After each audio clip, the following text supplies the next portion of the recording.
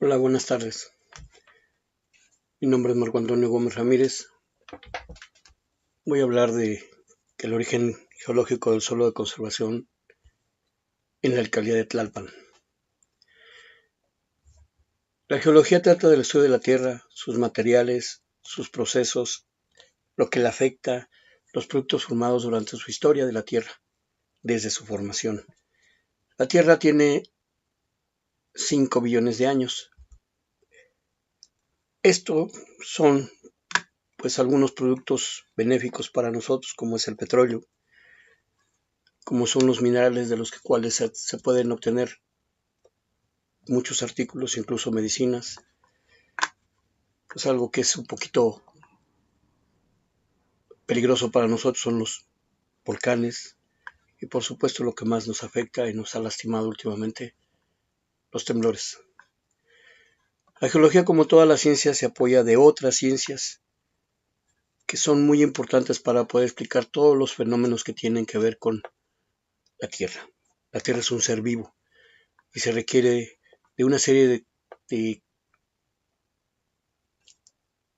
materias, de ciencias que nos permitan interpretar, como es la geomorfología, la mineralogía, la geología estructural, la geología aplicada, la paleontología. Todas esas ciencias le aportan a la geología la base y el sustento para poder interpretar. Hace 750 millones de años, la Tierra era una gran isla. No había los continentes que tenemos ahora, todo estaba junto o parcialmente junto, y se fueron desplazando. En un momento te comentaré cómo se fue desplazando. Esos movimientos no cesaron hasta los 530 millones de años. Se tenía algo muy similar a esto. Las evidencias más palpables es que si tratamos de juntar Sudamérica con África, pues se embonan muy bien como dos piezas de un rompecabezas. La Tierra se mueve, la corteza terrestre se mueve, se sigue moviendo, la Tierra también se mueve en su movimiento de traslación, en su movimiento de rotación. Todo es dinámico, todo es vida. Eso es lo que tenemos actualmente, como el planeta nos lo ha permitido. Así es como está conformado los continentes, pero esos continentes quedaron dentro de una serie de macizos rocosos, muchos de ellos sumergidos, y son las placas tectónicas. Nos encontramos sobre las placas tectónicas.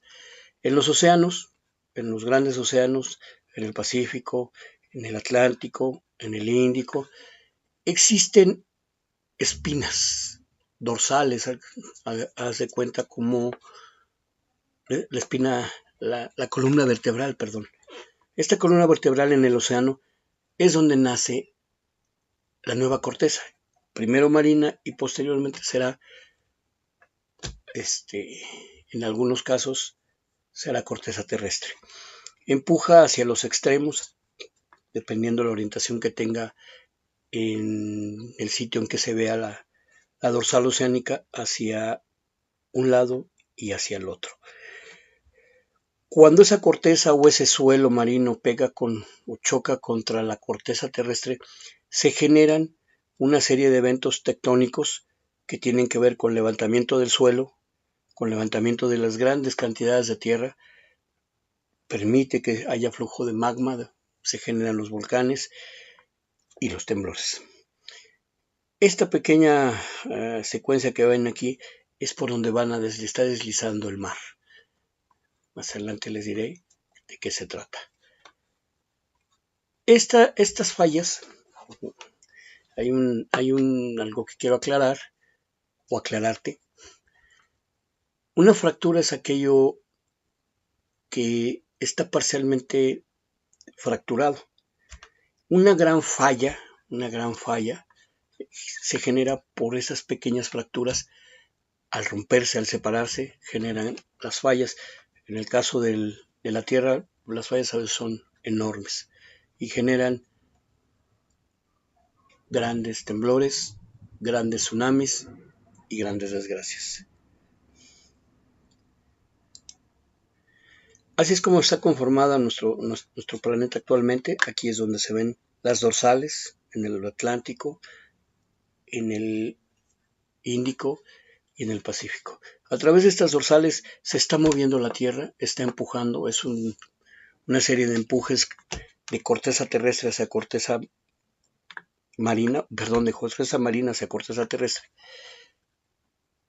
en todos lados. Y es lo que genera, en la gran mayoría de los casos, los grandes temblores. Se desplazan, esas placas que te comenté, se desplazan en la forma en la que pueden. No es un movimiento hacia la derecha, hacia arriba, hacia no, en la forma en la que pueden moverse.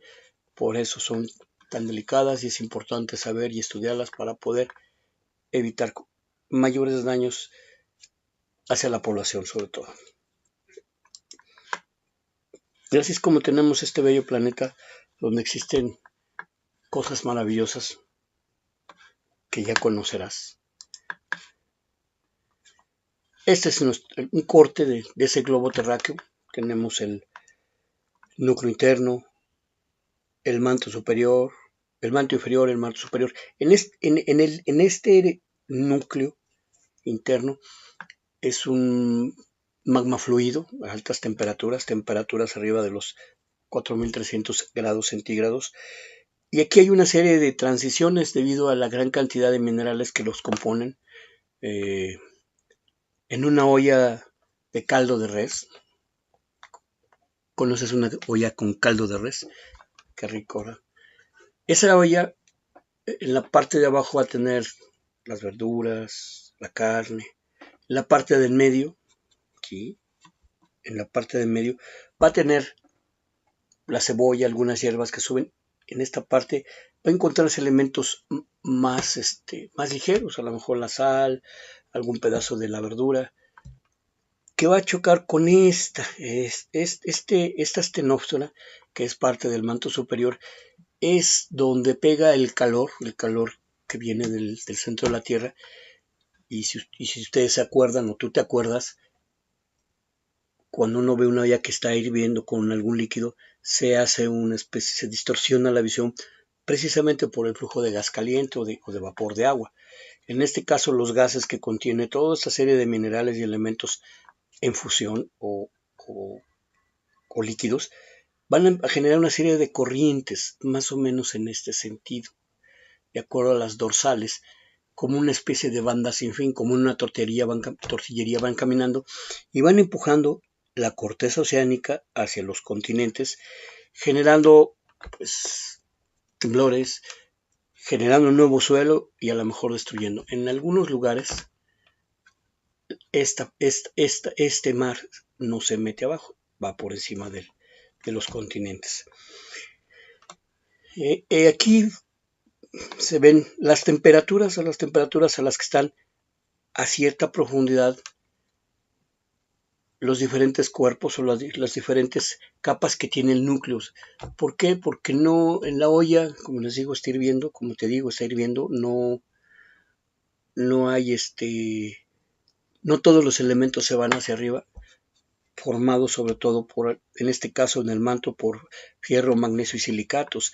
En este espacio tenemos fierro, níquel y sulfuros, otros líquidos, y pues abajo tenemos la masa de los materiales más pesados, desde fierro, todo lo que es un mineral pesado, metálico generalmente. Aunque no lo creas, son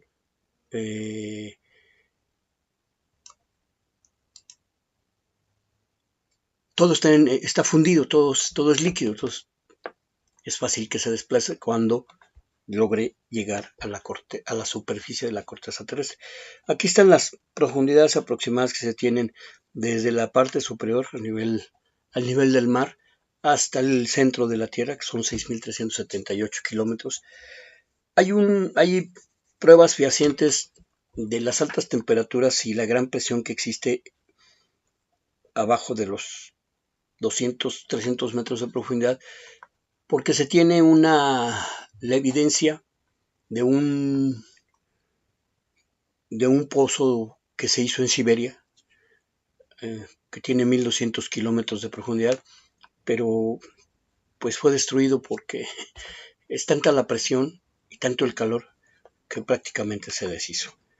El hacer una perforación más requiere mucho dinero que a lo mejor serviría pues para cosas mejores. Este es un corte digamos, ideal de la Tierra. ¿Te acuerdas de un pastel? Un rico pastel, como a alguien que le regalaron un pastel hace poco con diferentes pisos. Pues algo es similar. Se alcanzan a ver ciertas o se alcanzan a sentir ciertas divisiones de materiales muy diversos. En este caso se ven las dorsales, tanto la atlántica como la oceánica, y es una imagen ideal de cómo se van a desplazar los diferentes movimientos de la corteza oceánica hacia la corteza terrestre, hacia las placas. Aquí podemos observar ya más o menos cómo se lleva a cabo el intercambio de energía, la energía que va a fluir, en este caso cuando choca el océano, el suelo oceánico, con el suelo terrestre. En la gran mayoría de los casos se mete por debajo del océano, se mete por debajo de la corteza terrestre. Estos movimientos, este empuje que a nosotros nos genera muchos problemas porque es cuando tiembla. Tenemos en el caso de México la placa de Cocos de Rivera, la norteamericana, y es donde nos está generando grandes problemas. Cuando esas placas se mueven y son movimientos a veces muy imperceptibles, pero hagan ustedes de cuenta que tenemos una pecera llena de balines. Cuando se mete un balín que no estaba dentro de la pecera, pues se va a desplazar todo. Muchos especialistas, geólogos, sobre todo han dicho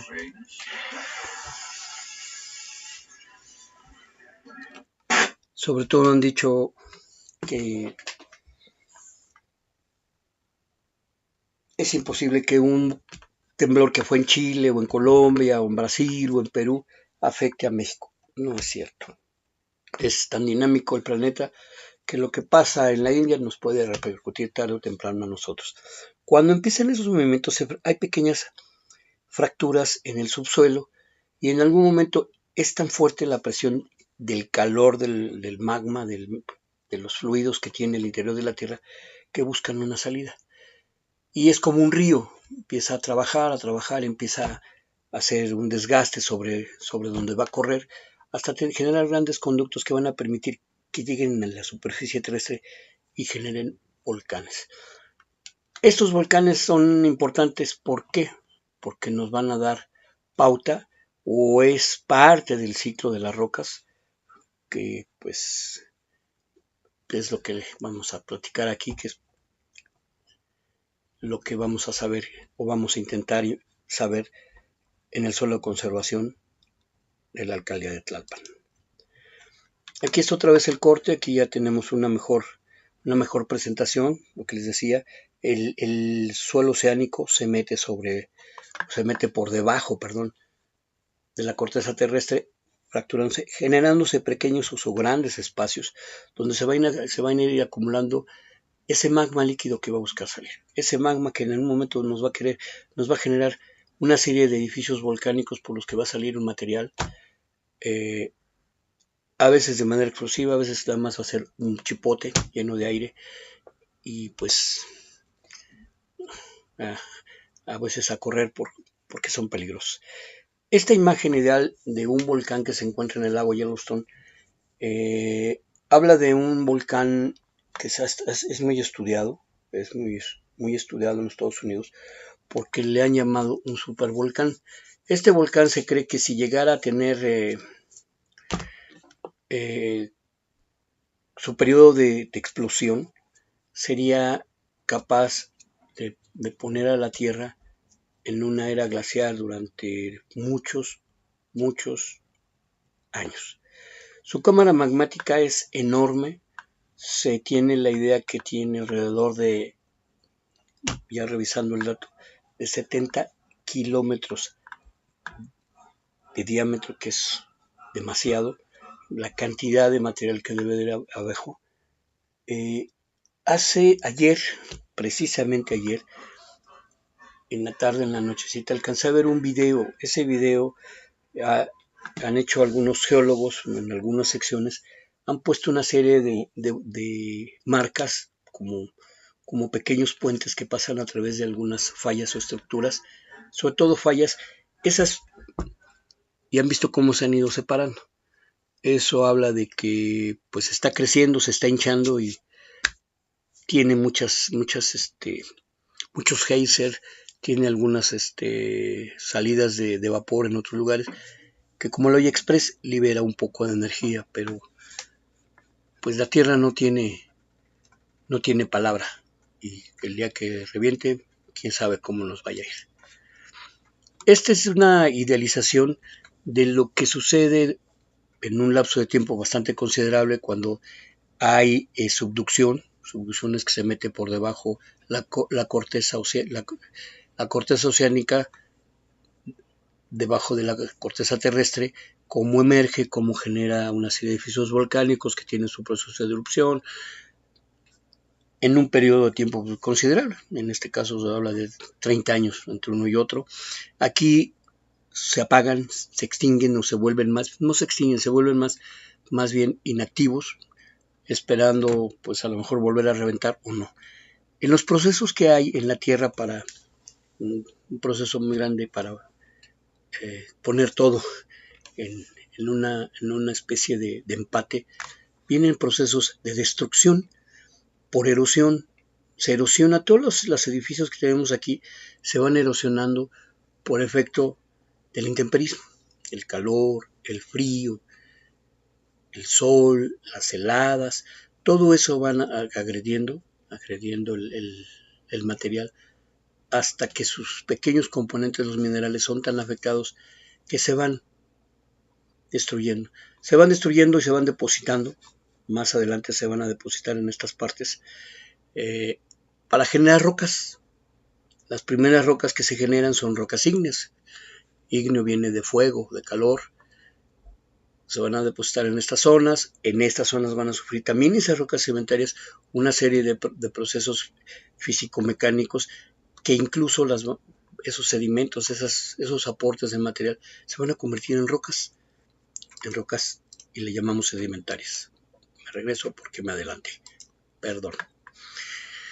Y va, como sigue caminando la corteza oceánica, aquí va a haber una serie de eventos y sobre todo una transformación por el empuje de la corteza oceánica hacia la corteza terrestre, donde va a haber un levantamiento. El empuje va a generar como cuando se arruga una cobija de la cama que se va haciendo bolas, algunos espacios quedan abajo, otros arriba, se van a generar nuevas montañas o se van a destruir esas montañas y se van a transformar. Las rocas sedimentarias que nacieron de las ígneas se van a convertir en rocas metamórficas. Un ejemplo muy claro, aquí está, son los Himalayas, la serranía de los Himalayas, que pues en su parte más espectacular tiene al Monte Everest. En el Monte Everest existen vestigios de vida marina que por su desarrollo debieron haberse dado a los 150 o 200 metros de profundidad del mar. Se encuentran en la cima del Himalaya, que anda alrededor de los 8,000 metros, un poquito más de altura. Allá se encuentran esos bichos. Eso es parte del proceso del ciclo de la roca y de la tectónica de placas. En esta imagen de un volcán, pues tenemos todos el aporte de líquido del magma dentro de la Tierra, se llama magma. Cómo va a buscar un espacio, una fractura, va a subir, va a generar en algunos casos edificios. En algunos casos los edificios no son tan altos, pero va a generar y va a tener un proceso de expulsión de material, si es que lo logra, y va a empezar a generar pues parte de la vida, ¿no? O la continuidad de la vida de la Tierra. Esta es una imagen muy ideal de lo que es un volcán. tenemos la cámara magmática, que esta es alimentada por las corrientes que vienen del núcleo. Aquí existen pequeñas venas o vetas, o fracturas, que van a conducir como un pequeño escape, como una válvula de seguridad, fumarolas en la superficie. La chimenea o el conducto del volcán, si este volcán se logra desarrollar como lo tenemos en el volcán Popocatépetl, pues esa estructura que alcanzamos a ver llega a la superficie, lo expulsa, dependiendo la calidad de los minerales que existen aquí, dependiendo del ancho que tenga este espacio, va a ser la elevación de estos productos a través de una nube de ceniza o una erupción, una destrucción con grandes fragmentos de roca que van a salir pues disparados a grandes velocidades, calientes, que pueden lastimar a la gente gravemente. Estas grandes columnas de ceniza, está comprobado, el Chichonal, fueron casi 2 años que hubo cenizas en la astenosfera, y pues allá estuvieron dándole la vuelta al planeta. Algunos eran muy ligeros y los más pesados, los minerales más pesados, precipitan en este proceso, se generan microclimas, llueve y esos minerales que salieron o esos productos que salieron se enfrían y caen sobre las laderas o más allá de las laderas del volcán. Hay lahares, el depósito de cenizas y material rocoso, piroclastos, todavía algunos calientes, caen generalmente ocupando los arroyos con la lluvia. Estos generan los lahares, que son muy peligrosos porque en un momento dado se tapan los ríos, los arroyos, y es tan fuerte el peso de la ceniza que se está hidratando que desliza y ha llegado a matar mucha gente. Hay fragmentos del mismo edificio volcánico que ceden porque se está fracturando. No crean que se hincha nada más, se hincha y se va rompiendo porque es demasiada la fuerza y el material no tiene la capacidad para contener, se fractura y hay grandes avenidas de materiales que también son muy peligrosos. Los domos, en general esos domos son como chipotitos, que como cuando uno infla un globo, a veces son generalmente, no a veces, son producto de gran cantidad de gases o de agua a altas temperaturas que hacen un globito. Vamos a ver cómo algunos de esos globitos quedan después. Esos domos llegan a colapsar porque tienen material y vuelve un pequeño proceso volcánico de menor magnitud, pero que también es muy peligroso porque hay material incandescente, temperaturas arriba de los 300 grados centígrados. Este es otro ejemplo de eso que te comentaba, de todos los materiales que vienen, cómo van saliendo, cómo van generando un proceso de expulsión, depósito, ¿sí? Y pues la destrucción incluso del mismo volcán. En esa olla que te comentaba de caldo de res, la parte más alta de la olla del caldo de res generalmente es espuma. Esa espuma, como todo lo que viene abajo de la olla, tiene un pequeño horizonte abajo: la carne, la verdura, los elotitos, algunas verduras que se empiezan a hacer suben. El siguiente nivel es las verduras, la cebolla que anda por ahí ya dándole sabor, un poco de líquido del agua del caldo que se genera, y arriba la espuma. Esa espuma generalmente se divide en 2 productos, que son el tezontle y la piedra pómez. Se diferencian uno de otro primero por su forma. El tezontle es muy poroso y es generalmente de rojizo a negro, y la piedra pómez es entre blanca y amarilla. La piedra pómez es más filosa, es un vidrio volcánico. El tezontle es un vidrio volcánico, pero tiene una gran cantidad de aportes de óxidos de fierro o de óxidos de titanio que le dan ese color. Las principales rocas que se generan de acuerdo al tipo de cámara magmática son el basalto, la andesita, la dacita y la riolita. Estas rocas son casi las primarias. El basalto es la más básica, es la roca más más sencilla dentro del proceso ígneo, porque las demás ya tienen una serie de aportes de cuarzo, de mica, de feldespatos, de una serie de minerales que les van a dar propiedades, color, textura y peso. Estas son las rocas que te comentaba. El basalto, que llega a ser muy fluido, es oscuro, altamente invasivo, a veces de grandes dimensiones en su avance, a veces no. La diorita, el granito y el gabbro. Aquí es donde se observan esas tonalidades producto de la diferencia de minerales de la que son constituidos. Esa diferencia les va a dar un peso y una textura muy definida a cada una de ellas. Las maravillas de la naturaleza y la maravilla misma de este planeta, estos son basaltos. Tú has de acordarte del basalto que hay en EcoGuardas. Ese basalto pues es amorfo, son grandes flujos, como si fuera atole o como si hubiera salido el caldo y con espuma, pues así es como lo conocemos. En México hay prismas basálticos en Morelos y en Hidalgo. Estos son de Escocia y pues son casi perfectos hexágonos. Es su crecimiento molecular el que le va a dar el hábito, así se le dice. Hábito es la forma en la que se va a desarrollar, en este caso, el basalto. Aquí está la piedra pómez, como su textura es muy diferente, su color es muy diferente, ¿sí? Ambos son parte de la escoria, así se le dice a la espuma, escoria, y pues son minerales económicamente aprovechables, como todas las rocas. Aquí tenemos una serie de más o menos los ejemplos de cómo se dan los edificios volcánicos. En Islandia, que es un país que está creciendo diario, hay una serie de eventos de flujos de lava muy viscosa que sale hacia los extremos, se extiende tanto que no genera edificios, es tan viscoso que se llegan a destruir esos edificios.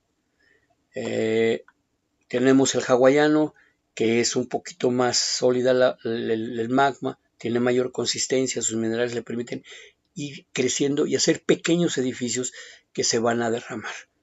También su flujo es abundante, pero no abarca las distancias que abarca el que se da en Islandia, que es un país que crece. El estromboliano, que son volcanes de materiales básicos, generalmente de basalto y de andesitas, que es muy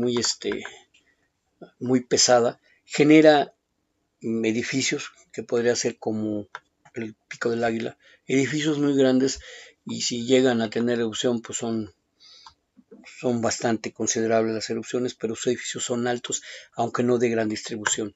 En el caso del vulcaniano, son edificios muy parecidos al estromboliano, lo que cambia es el tamaño, son más grandes y obviamente mayor tamaño, a veces es mayor la explosión.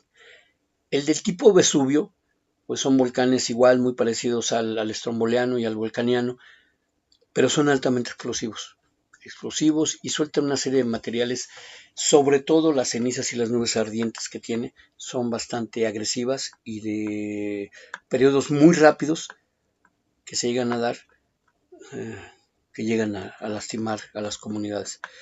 El tipo Krakatoa es un ejemplo del poder que tiene un volcán, a pesar de que la gran mayoría de estos volcanes, sus materiales no son tan pesados, sí hay un basalto, pero la gran mayoría son hechos por grandes estratos de ceniza, como es un constante flujo de erupciones de ceniza, generan edificios, pero a veces es tan pesada la ceniza, como les digo, se hidrata, al hidratarse son tapones, un concreto, y pues la explosión es muy fuerte. En el caso, por eso le llaman Krakatoa, tipo Krakatoa, porque desapareció la isla de Krakatoa, al este de Java. El tipo peleano son una mezcla completa de todos los flujos, o sea, de todos los materiales más pesados, generan edificios muy grandes y su erupción es altamente explosiva, es como el volcán Santa Elena, y como se cree que sí sería nuestro volcán Popocatépetl. Y el Pliniano, que son muy altos, los efectos que tienen son muy dramáticos, similares al Santa Elena, incluso al volcán. Van a ver ahorita unas fotografías de algunas emisiones de volcán, y pues sí, hay volcanes que se cree que no van a ser tan explosivos, ya sea pequeños o grandes, y pues bueno, no sabemos cómo se comportan. Este es el ciclo de las rocas. Aquí tenemos la corteza oceánica que se está metiendo por debajo de la corteza terrestre, generando fracturas, permitiendo la liberación de magma que viene del núcleo, que va a generar edificios volcánicos. Estos volcanes van a generar muchos productos que van a caer sobre sus laderas y van a caer hacia lugares y se van a depositar, se van a ir sedimentando. Al irse sedimentando van a generar, estos generan las rocas ígneas, el basalto, el gabbro, la andesita, y van a generar una serie de depósitos sedimentarios de estas cenizas, que con el mismo peso de esos y los procesos tectónicos que se dan, se van a convertir en rocas. Hay parte de esas rocas que se llaman sedimentarias, pero hay unas que llegan en estas zonas donde no se siente tanto el empuje de la corteza, aunque se levanta, pero hay procesos químicos, aquí hay muchos procesos químicos que van a dar, que van a precipitar una serie de minerales, generalmente sílice y carbonatos, que van a dar pauta a otra parte de la serie de rocas sedimentarias que serán en esta zona. Y cuando sí realmente son afectados por el empuje de la corteza oceánica, se van a generar otro tipo de rocas, producto de las ígneas, producto de las sedimentarias, y se van a llamar metamórficas. Estos son esquemas de más o menos los flujos. La ceniza va a depositarse a alturas bastante considerables a través del viento. Algunos no son tan pesados, depende mucho la calidad del material, sea rico en óxidos de fierro, elementos muy pesados que precipitan rápido. Aquí no alcanzan a subir tanto porque también no tiene mucha potencia. Cuando tiene mucha potencia viajan a gran distancia. Y aquí estos pequeños esquemas, cómo se va dando una serie de granos, de granulometrías que nos van a ir dando los pisos, como ese pastel que les comentaba, se van a ir depositando y van a tener procesos que los van a convertir en rocas. Primero son ígneas y después serán sedimentarias y posteriormente metamórficas. Este es un ejemplo de lo que son las nubes ardientes, muy peligrosas. Su velocidad va de los 250 a los 300 kilómetros por segundo. Dependiendo la calidad del contenido mineralógico que tiene, es como va a avanzar. Entre los minerales sean más pesados, aunque corren esas velocidades, no llegan arriba de los 60 kilómetros de distancia del foco de su emisión. La lava, pues que la lava camina y pues dependiendo lo fluido que sea el material, va a avanzar. Aquí está, a pesar de que medio se ve, no es un edificio muy grande, pero vean la explosión, el material es muy oscuro, la explosión pues es estruendosa, pero el material no se va muy lejos de su foco de emisión. En este caso, bueno, hay un acercamiento, pues sí, es considerable la ceniza y sobre todo, pues dónde va a caer o a dónde va a llegar, posiblemente. Hablábamos de las rocas ígneas, se las comenté. Aquí tenemos las principales rocas sedimentarias. Son las clásticas, son las químicas y son las organogéneas. Ahora sí lo dije bien, ¿verdad, Gaby? Las rocas clásicas son generalmente producto de otras rocas ígneas o incluso algunas metamórficas que se llegan a depositar en algunos lugares, que son cubiertas por sedimentos más finos, y al haber un gran peso de esos materiales, de los que sobreyacen a los que subyacen, y van a compactarlos, hay presión, hay temperatura y se convierten en otro tipo de rocas, o se generan las rocas clásicas. Rocas sedimentarias químicas hay una gran precipitación del sílice, de carbonatos, que van a permitir atrapar incluso organismos. Muchos de estos son producto de la transformación de organismos por calor, temperatura, se van a generar. Y luego tenemos las oranogéneas. Estas generalmente tienen que ver con todos los seres vivos que tienen carbonato de calcio. Ahorita verán una imagen y son producto de grandes colonias de bichitos que van a quedar atrapados en una serie de procesos sedimentarios que por peso y temperatura se van a, o por presión, por plegamiento, en el momento de las cortezas, la tectónica de placas, y las van a convertir en rocas. No se te olvide ver en el metro los bichitos que están en las rocas. Y si llegas a salir con algún geólogo a algún lado, que te diga dónde están. Estas son las rocas, parte de las rocas sedimentarias. Estas es las que decía, las rocas bioclásticas o organogéneas.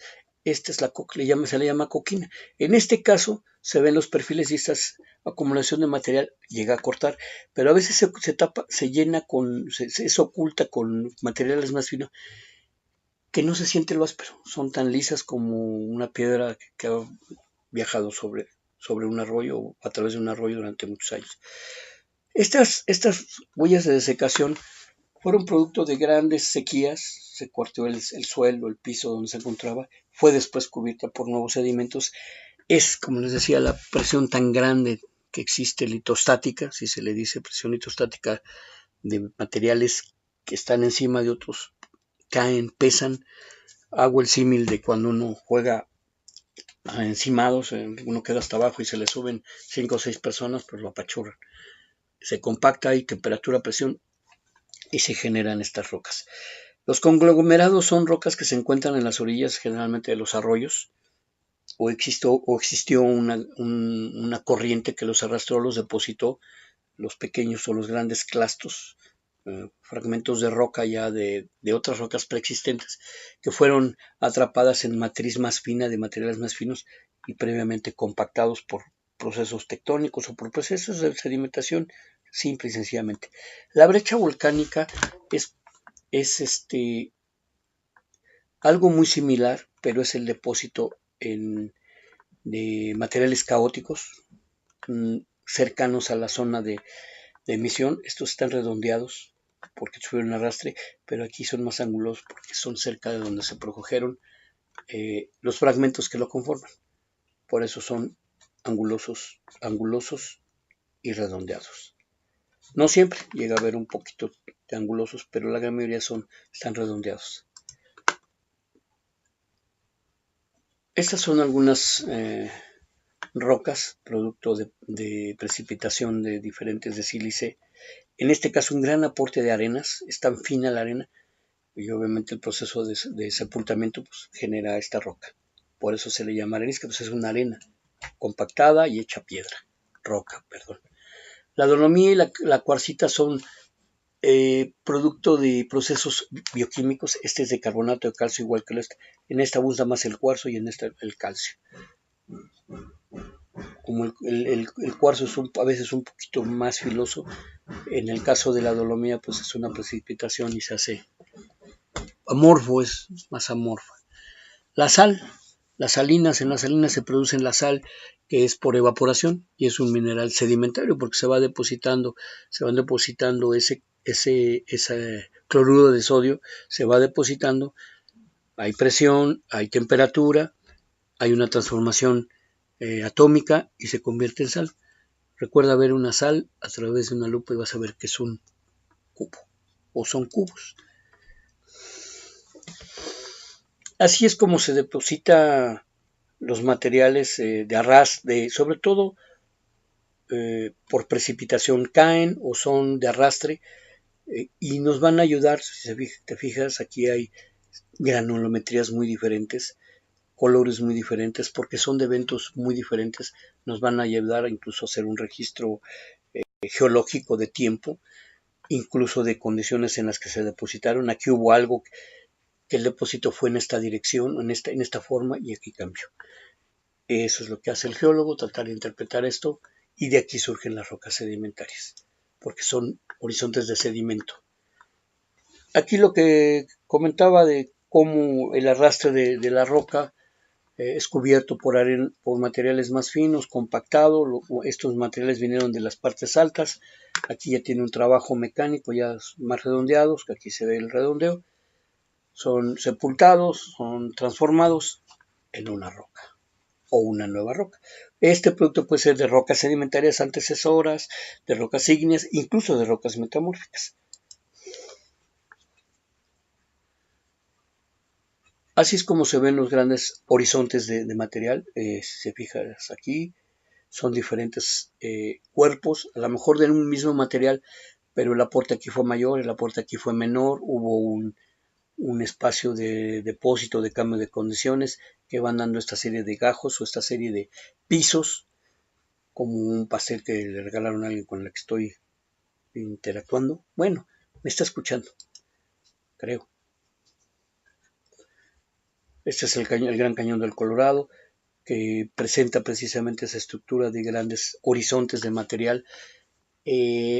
A pesar de que es una roca, no tiene una compactación grande y ha sufrido la erosión del arroyo, del río que tiene en medio, pero es el mejor registro fósil que existe en el planeta. ¿Por qué? Porque fueron atrapados muchos organismos en sus horizontes o diferentes horizontes que han permitido establecer que esta zona en algún momento estuvo cubierta por un mar. Bueno, aquí tenemos las rocas metamórficas. Las rocas metamórficas, como les decía o como te decía, fueron resultado de rocas anteriores. En este caso de rocas sedimentarias, de procesos clásticos o químicos, y de rocas ígneas, de procesos muy ácidos por el tipo de minerales que tiene o muy básicos. Van a dar una serie de rocas de acuerdo a su composición química en la que se van a transformar. Desde un mármol hermoso hasta un gneiss, un augenais, que es, pues ahorita verán una imagen cómo son los augenais. El mármol lo conocen, es blanco, en algunos casos muy hermoso el blanco. Eso es lo que va a permitir el resultado de los procesos químico-mecánicos que se van a dar, sobre todo por choque y compresión de los sedimentos preexistentes. Aquí volvemos a presentarles te vuelvo a presentar el ciclo de las rocas porque es importante recordar cuál es el proceso ígneo, rocas, precipitación, sedimentario, evaporación o procesos químicos, choque y se dan las rocas metamórficas. Es un ciclo que está constantemente caminando. En algunos años no tendremos los bellos paisajes que tenemos en la alcaldía de Tlalpan, donde vives. A lo mejor ya no estamos vivos, pero va a pasar. Aquí es un ejemplo de la corteza oceánica, la corteza terrestre, cómo chocan ya en sedimentos preestablecidos, ya empieza a haber un empuje. A veces no es tan rápido, a veces sí, a veces los movimientos rápidos son bastante considerables. Dependiendo del material, pues se fractura o se va plegando. En este caso casi se rompe, pero en algunos casos se ve que se plega. Eso dependió de mucho del material que fue compactado. Aquí tenemos las rocas metamórficas. Estas en algún momento debieron de haber estado en posición horizontal. Por procesos tectónicos se quebraron, se rompieron, se cayeron. Se cayeron porque se elevan y se voltean, se van de un lado al otro.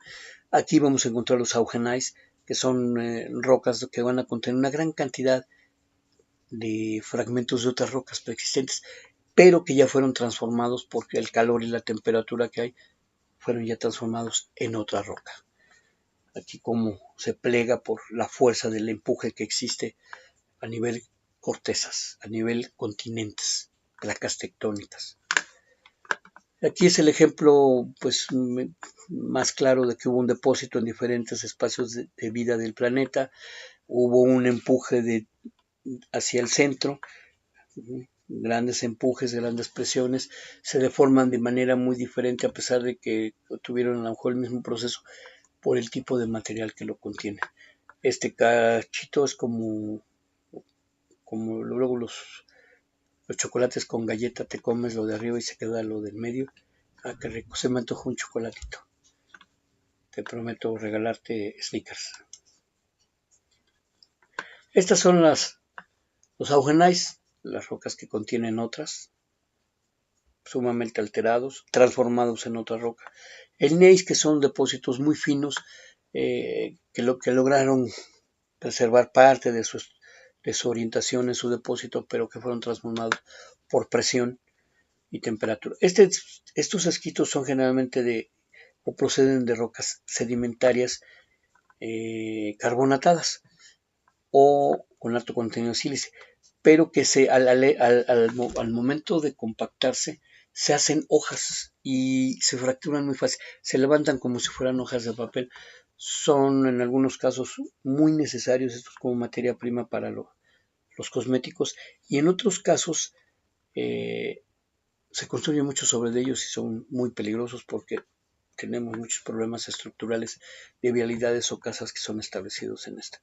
Te recuerdo el cantil, ojalá lo veamos, para que más o menos te des cuenta de lo que te hablo, aparte de lo bello que es el lugar y que creo que te gustó y quieres conocer. Y aquí pues no sabemos cómo fue, el empuje se enrolló, se cayó, y si te fijas aquí se enrolló, pero acá tiene otra estructura. Eso es lo que hace la composición mineralógica que tuvo cada estrato y la temperatura y la presión a la que se ejerció el empuje y durante el tiempo que haya sido, porque también el tiempo de cocción para que se haga esto depende mucho. Aquí vamos a entrar ya un poquito más a lo que es parte de lo que queremos platicar o que estoy platicando de la geología de suelo de conservación.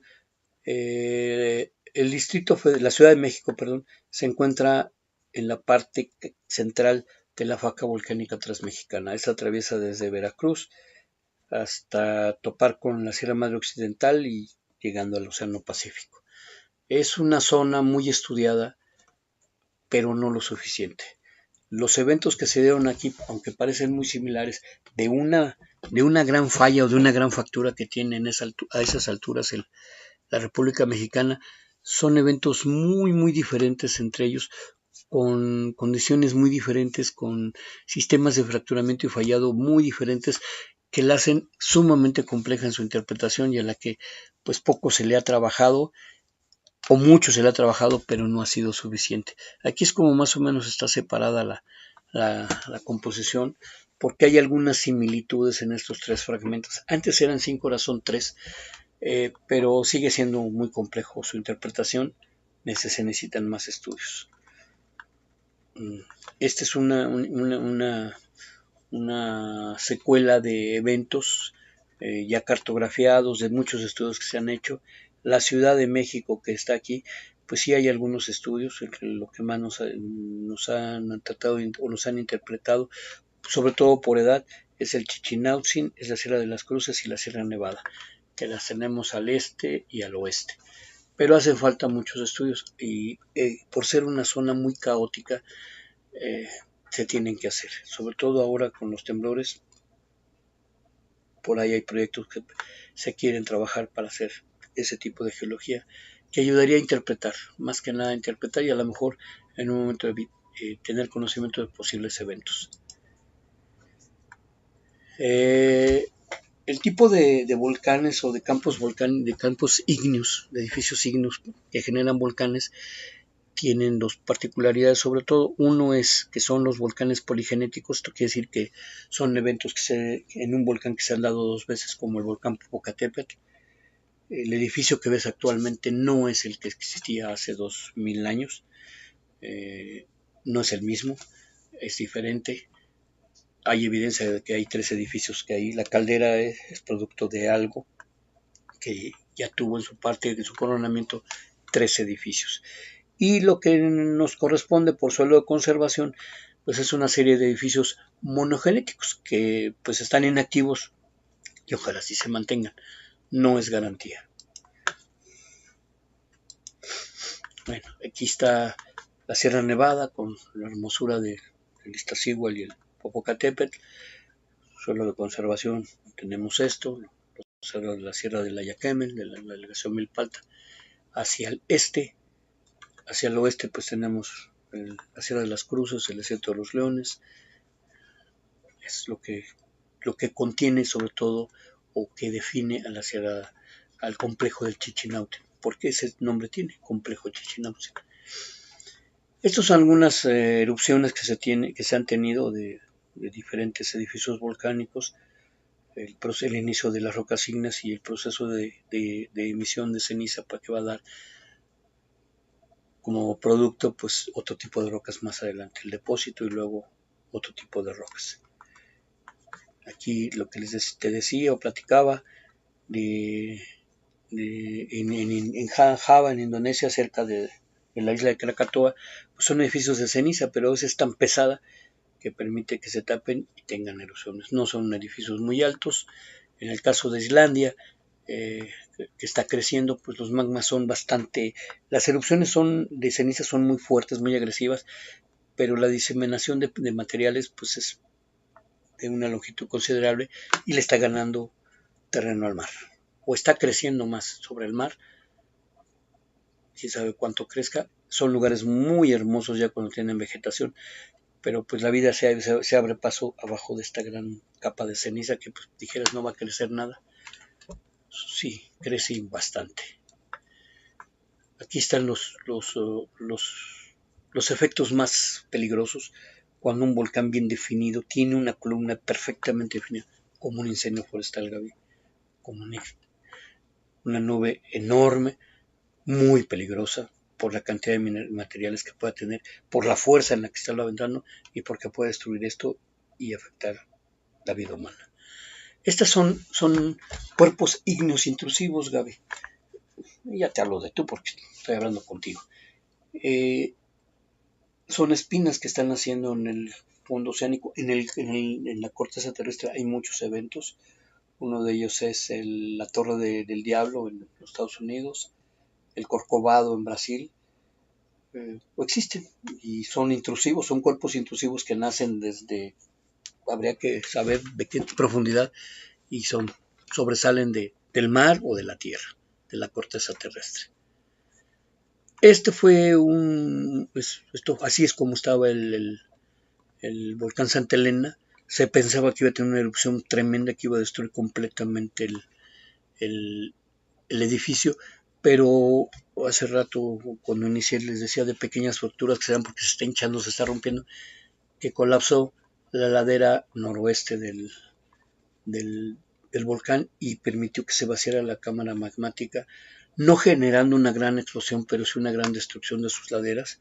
Hubo gente muerta, hubo geólogos muertos ahí que estaban monitoreando el lugar, porque esto tuvo una velocidad de reducción de 400 kilómetros por segundo y hizo pues lo que generó una gran destrucción de vida humana y de vida natural y de infraestructura que había ahí, porque era una zona donde ya vive gente, pero también donde se hace mucho turismo. Y pues es la belleza de nuestro volcán Popocatépetl, cuando de repente avienta sus gasecitos. Creo que le cruje la pancita también. El magma, cómo corre, cómo fluye sobre las laderas. Esta estructura que son esos globitos, esos domos que comentaba. Acá está posiblemente el edificio principal de este espacio, de esta zona. Esta debe haber sido una superficie con gas o con agua a altas temperaturas que explotó y quedó el espacio. Aquí en México se le llaman jalapascos, cerca del cofre de Perote, y parece que le metieron con una cuchara para sacar el helado. Pues son hermosos, pero ahí quedaron. El flujo de magma que a veces aquí ya está cristalizando, pero aquí todavía avanza porque estas son las bandas, como sería las corrientes de circulación que tiene el océano, que le permite caminar, desplazarse y chocar.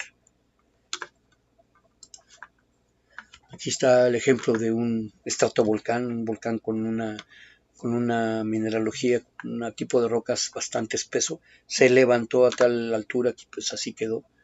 Te recuerdo que ya el pico del Águila no tiene pico y pues ojalá nunca truene, porque imagínense la fuerza que tendrá para poder destruir la roca que tiene encima o como corona este edificio volcánico. Aquí tenemos un pequeño volcán devastado, se le cayó la parte de arriba. Aquí tiene una mejor definición y pues son volcanes. algunos dicen cerros, lomos, pero pues ya viendo su formación, pues son volcanes, pequeños edificios, domos, conos, pero al final de cuentas son volcanes. Este es de nuevo el pico del Águila, pues su expresión que tiene poderosa de materiales signos que lo formaron. Sus laderas, por lo mismo de que son muy poderosos, se van acumulando, se elevan tanto que sus laderas son bastante agresivas o agrestes también. Y esto es lo que tiene la demarcación de Tlalpan. Si te fijas, son estructuras muy bien definidas como un volcán, su ladera, su cráter, aquí una pequeña ladera ya destruida, erosionada posiblemente por una malformación de la misma o una destrucción por una erupción volcánica, lo mismo que el Ololica. El volcán Ajusco, que es un poquitito más, no tiene la forma de un volcán como tal, por lo abrupto que es el producto que sale. El Cerro de Tomás, que es un advenedizo del volcán Ajusco, igual que el Pipichaca. Tenemos el Mesontepec, que a pesar de que tiene cierta estructura cilíndrica, pues no lo es tanto. El Cerro El Judío, que es otro pequeño volcancito que se dio. El volcán El Quepil, que tiene una estructura un poco más definida. El Malacatepet, que si lo vemos desde el nivel del suelo, pues es un gran domo volcánico. El volcán El Guarda, el volcán Acopiasco, que tienen definida su estructura, incluso aislada de la otra estructura mayor que son los derrames del Chichinautzin. Y aquí tenemos el Tesoyo, estos pequeños volcancitos que pues se dieron como parte de las estructuras que están sepultadas y que dieron origen a este campo ígneo. El volcán Chichinautzin, que es un derrame muy grande que abarca Iztapalapa, Tlalpan, el estado de Morelos, muy grande. Aquí es, digamos que de una pendiente parcialmente suave, aquí es muy agreste, el material que hay acá es muy agreste, lavas, basaltos o andesitas muy voluminosas y agrestes. Este es los volcancitos, la serie de volcancitos que hace rato te toqué, es el Cuespala, es uno solo pero tiene pequeños chipotes. Este es el volcán El Cajete y las raíces, y pues se ve perfectamente las estructuras que dieron pauta a ser un volcancitos. Este es el volcán Tepeyagualco, que parece más bien un domo. El Tesoyo, que también parece un domo. El volcán Oyameyo, que también tiene una estructura un poco más definida, con su cráter. El Cerro Pelado, que tiene esta expresión de lavas, el flujo de lavas de diferente composición. Aquí incluso se ve la fotografía, que es muy diferente. Los tonos grises cambian por el tipo de derrame que tuvo. Pudieron ser uno o varios. El campo del Chichinautzin está datado entre los 2200 y los 1900 años en sus últimos eventos. Una comprobación de ellos es el Chitle, que tiene 1200 años. Y bueno, aquí te presento la columna estratigráfica, la última que se ha publicado. La Tierra nació 5 billones de años, y pues los eventos de nuestra pequeña sierra del Chichinautzin están por aquí, en este espacio, los 2200 años. Pues espero que te haya gustado. Gracias por tu apoyo. Muchísimas gracias por tu apoyo.